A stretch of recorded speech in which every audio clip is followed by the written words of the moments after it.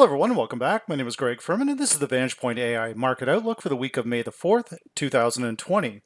Now, to get started this week, we're going to begin where we always do with that very important US dollar index. Now, in last week's weekly outlook, I had talked more specifically about cycles in the US dollar, that the dollar is usually weak going into just towards the end of the month, but then in the first week of the new month, the dollar is often very strong until after the non-farm payroll number, which of course is this coming Friday. So looking back at that, we can see that the dollar mysteriously started to lose ground after Monday's trading, and we dropped 1.5%. Now, on a single contract basis, that would be about $1,535, just shorting the dollar at the beginning of the week based on last week's weekly outlook. Now, our current position on the dollar is that in the first week of the new month, prior to the payroll number, the dollar is usually strong. We're on a very strong, also in a strong verified support level, coming in down around that low around 98.51. What I would anticipate will happen here is the dollar will be further weak on Monday to start trading, but on Tuesday by around midday, mysteriously again, the dollar will start to turn around off of these two major support levels. Now, we can also assess that this move lower last week was triggered by the medium term crossing the long-term predicted difference in conjunction with the neural index. When these two indicators go off side by side, they are very seldomly wrong. If we click on our F8, one of my favorite strategies too is using the blue line by itself. We can see that we closed below the blue line on the 27th, and that triggered basically 4 days of the dollar index moving lower. And you can see we continued on a daily basis to use that key intraday pivot. So to start the week, that same pivot is back in play here at 99.57. We'll look for the market to move back up above 99.57. And if we close above that level, guys, that's the trigger to start with your long trades. Now, gold, not surprisingly, is coming under a little bit of pressure also with the dollar. I would anticipate that gold too would be a little soft next week, but towards the end of the week, we could see gold turning around, because obviously, guys, we're going to have a very, very bad payroll number on Friday. But with the global economy shut down, that shouldn't come as a big shock. Now, what I will say is that in this particular case, we have the medium term crossing the long-term predicted difference. The neural index is turning green, and we do have a fairly significant level of former support now turned resistance at 1705. So keep an eye on 1705 very closely. You will also make sure that you want to watch this key pivot level at 1725. My optimism on gold strengthening this week remains heavily guarded because I'm anticipating US dollar strength. Now, with the equity markets, they've had a very good recovery now globally. It looks like a lot of the countries are going to start reopening. I'm hoping maybe Canada even too, because we do need to get things moving here. So right now, it's possible the S&P 500 could continue to fuel off that all the global economies starting to turn back up. So we'll see. But right now, to begin the week, 27.98, that's the key level. Over the last several years, at least in my respectful opinion, what I've noticed with the VantagePoint indicators is that there's been a high positive correlation between the S&P 500 and the dollar index, not the euro. So if the dollar turns around, that could put a second leg up on the equity market. So we'll watch that level very closely. I would also strongly advise to keep an eye on that blue line by itself. As you can see, we're closing below that on Friday. So what we would look for is a further sell-off on Monday on the US dollar and on the S&P 500, only to see them both turn around potentially by midday on Tuesday. Now, oil, some of the market pundits are saying that there's officially a bottom in oil now. I am absolutely not in that camp. When I look at this right now, you can see here that, again, we're back up we cannot get over this $20 a barrel. This previous week, I can't believe that I saw the June contracts at $6 a barrel. That's unbelievable. But remember, guys, nobody wants to take delivery on the futures side. There's nowhere to store this stuff. There's just so much of it. Now, if the global economies start moving and they start loosening the restrictions, that could help oil. But again, my optimism on longs on oil is remains heavily guarded. Now, as we move into some of our Forex pairs, I'll do just a quick little review on some of the pairs here based around last week's suggestion that the dollar would weaken. Now, again, I'm suggesting that this coming week, the dollar regains that composure. If we look at last week's trading, discussing what we talked about, because again, this is not a recap, this is an outlook. It's forward moving, right?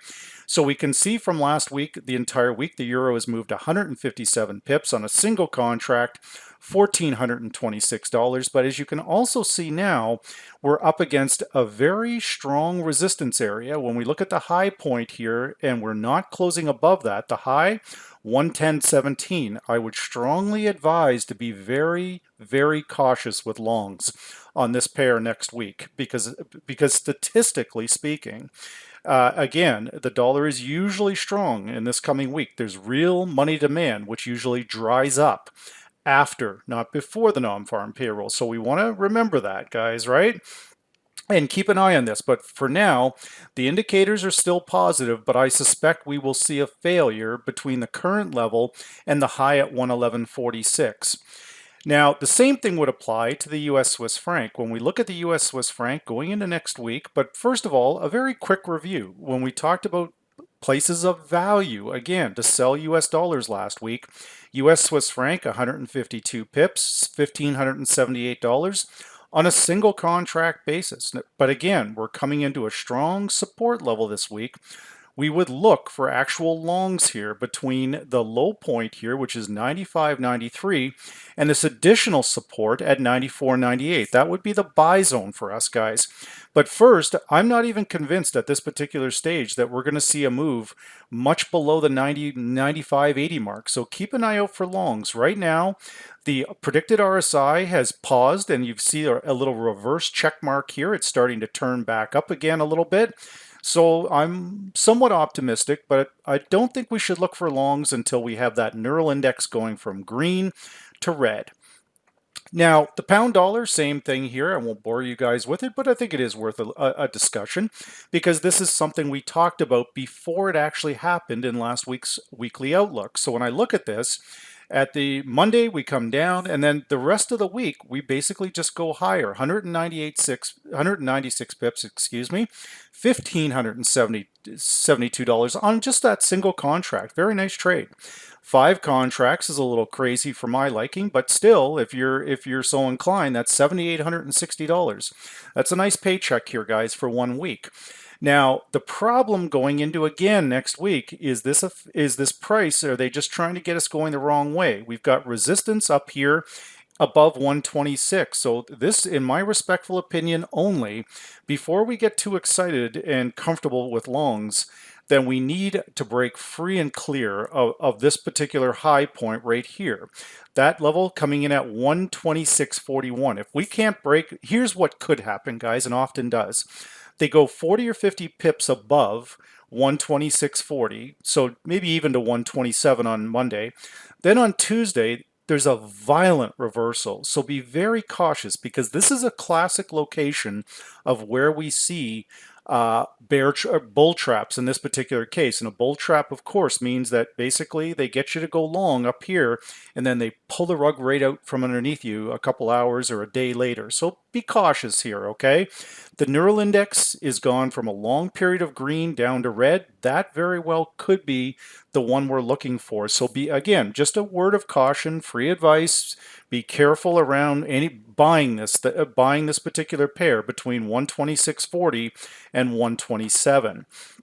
Now, as we look at the dollar yen, once again, the dollar yen has made the additional leg down with the S&P, but it's a very small leg down. It's not a breakout. We've got down to the 106.30, 106.20 area, but it's stalling again here, guys. So think of it this way. If the basis of Forex is buying and selling US dollars, then if we're going into a known period of dollar strength, then it would suggest that dollar yen may make a violent move down on Monday, only to reverse on Tuesday or Wednesday. Now, When I look at these indicators from VantagePoint, we're still unable to break above this high point at 108.04, excuse me. So if we were so inclined to buy this, then it would be somewhere between 105.90 and 106.36 area, playing that reversal for Tuesday. But the deciding factor is still going to be the S&P 500 and the global equity markets. If it looks like the doom and gloom in the economy is now put to this, has been sidelined, then maybe this pair can turn around and re-challenge the 108 area. Right now, the indicators from VantagePoint, the neural index, are suggesting that that's very possible. Now, again, if we put the blue line in there by itself, it gives us a much tighter entry point, 107.15. If we can close above 107.15 by Monday or early Tuesday, then there could be a long trade here, so keep your eyes open for that one. Now, with the dollar strength, you can see that US Canada has done a full retracement back to the 138.50. I've been a strong advocate for longs on this just because of the state of the Canadian economy is a mess. The oil prices, it's just none of it works well for the Canadian dollar, and Canada has been shut down for at least a month. It's slowly starting to reopen, but oil prices are down. Canada has taken on a huge amount of debt, paying people to stay at home. So it's not good for the currency. Now, if we're looking for places of value, again, to buy US dollars, then longs on this pair would be more than reasonable here, guys. That key level coming in at 140.35. If we click on our F8, we can get our blue line by itself. That's coming in at 140.18. So basically, we know exactly where the area it is that we want to buy from on Friday, or excuse me, on Monday. So what we would do is let the brokers have some fun on Monday. I bet you any money they try and push this thing as low as they can, probably the sub 140 level, 139.50. Use that for longs. We can see that our neural index has gone from red to green. Our RSI is firmly rising up. Everything here points to a solid long trade. So watch those levels around 140.18, 140.30 and then look for that trade on potentially, I would be more inclined on Tuesday closer than to Monday. Now with our final two pairs, the Aussie US and New Zealand US, almost identical trade here, guys. Very, very similar. And once again, believe it or not, a place of value to buy US dollars could very well be the Aussie and the New Zealand yet again. They've had a good rally up here for the last 30 days. They've had some fun, but it looks like, the cat's on its way, but when the cat's away, the mice play. But I think the cat's on his way back here. We can identify we've got some type of failure coming in right up here, and that level is very identifiable here, right, guys? So we look at that high at 65.57. When we bring this down, our support level, our major support, is 63.75. When we click on our F8, you can see that we've broken down below that key predicted moving average, the correlation of 31 other markets. That's now a trigger point for us, 64.61. Now, if the equities turn around, that may boost a risk-on environment, would definitely help the Aussie. But I think the dollar demand at the beginning of the month will outweigh that and still force this pair lower. So to begin the week, keep a very close eye on 64.61 for possible shorts. The exact same thing would apply for New Zealand here, guys. Virtually the same currency between the two. You can see 60.39, our T-cross long, a major support level. When we click on our F8 by itself, it too is breaking down. It's been hugging the VantagePoint blue line, the predicted moving average, and now it's breaking down below that. One could maybe even argue that right off the open, 60.68, or maybe towards the VantagePoint high, would be a reasonable short trade. The predicted high for Monday is 60.92. So that's the level we would watch. With 60.92, we can also assess that we have a good verified resistance at 60.91. So this could be a very good short. But again, I would hold off to Tuesday, let Monday's a fake price, and then have a game plan, guys, and be prepared to act. So with that said, this is the VantagePoint AI Market Outlook for the week of May the 4th, 2020.